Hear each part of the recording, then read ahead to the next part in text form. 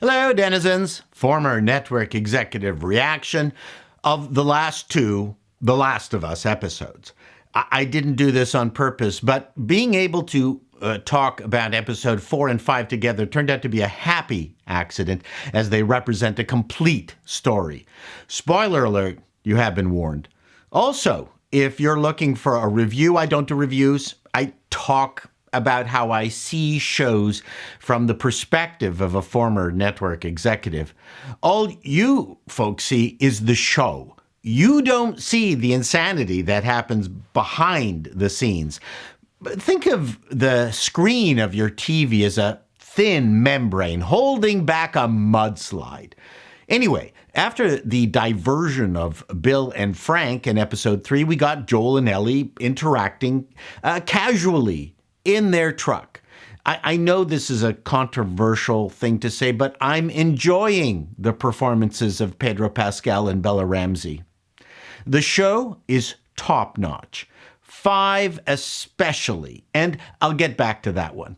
I get a lot of comments along the lines of, just wait till you get to the storyline from The Last of Us 2 game, as a reason to avoid this effort entirely.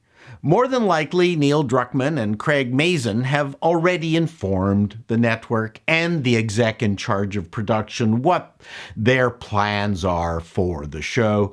It would seem highly suspect that they will even get near the Firefly lab in season 1.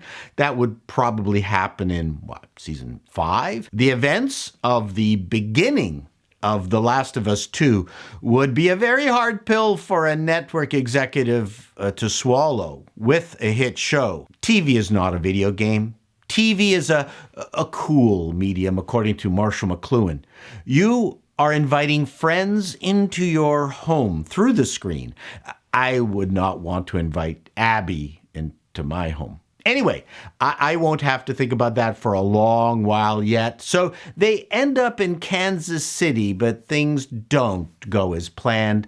Their wonderful little pickup truck that they had filled with supplies and was going to be their free and easy ticket to Joel's brothers was soon torn from them and filled with bullet holes. A crew of rebels are running the city. They've overrun the corrupt government forces. There is a lot of hate going on and few resources to share.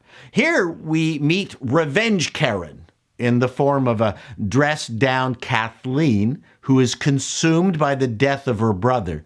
The brother was a leader and a saint.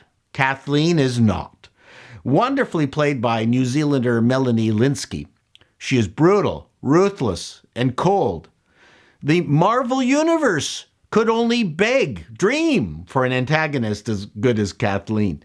In episode 4, we learn about Henry and Sam as Joel and Ellie try to find a place to hide to figure out how they're going to get out of this mess of a city.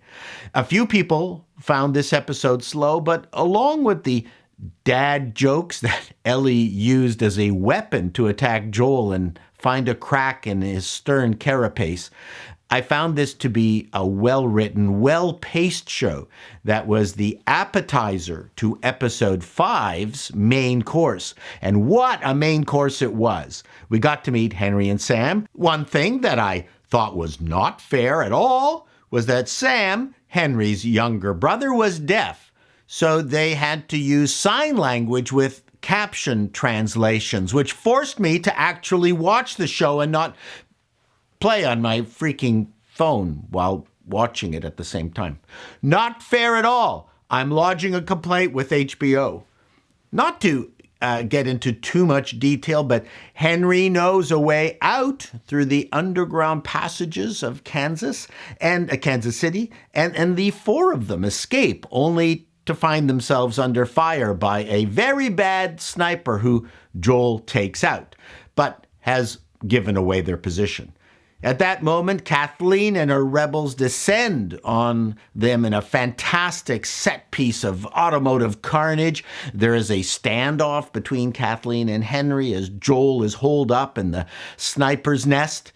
Just as Kathleen is about to execute Henry, a sinkhole of infected opens up and overwhelms everyone.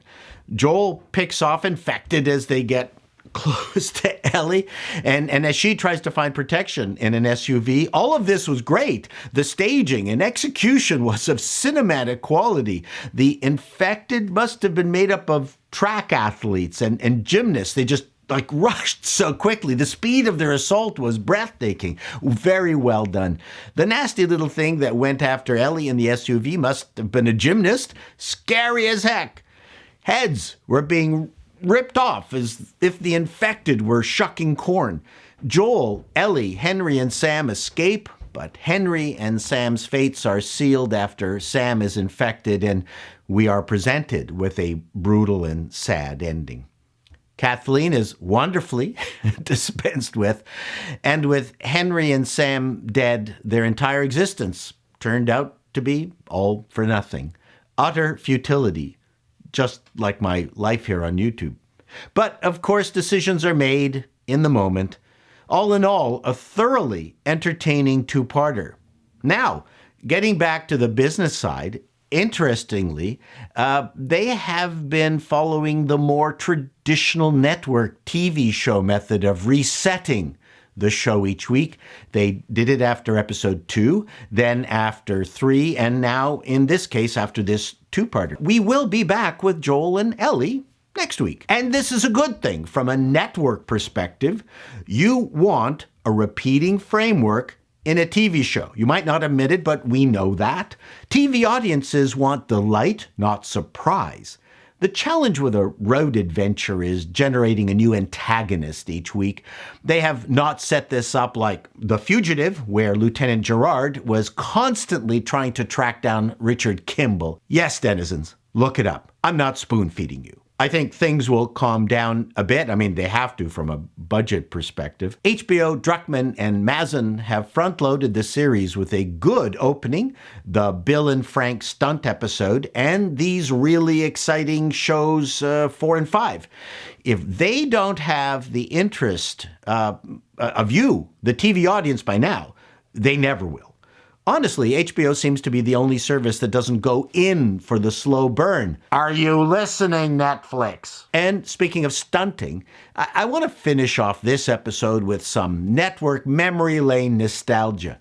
I mentioned the Bill and Frank episode was stunting, and back in the day, two-parters were also considered stunting. The networks would do that with popular shows during what was called Sweeps Week. Sweeps Week was this bizarre network bathing suit contest that took place multiple times a year, and advertisers would have to cough up higher ad rates to the winners. There was a ton of stunting during Sweeps Week, two-part cliffhangers. There would be surprise appearances by big-name movie stars or a shocking event like the shooting of a main character. How many times have we seen that? It was all a bit odd as ratings were taken on a regular basis and even got more sophisticated over time. The need for Sweeps Week seemed superfluous, but it was a holdover when ratings were not measured daily. I don't know if they are doing it anymore, but it was a fun time. I miss the days of broadcast TV. Till next time, denizens, be seeing you.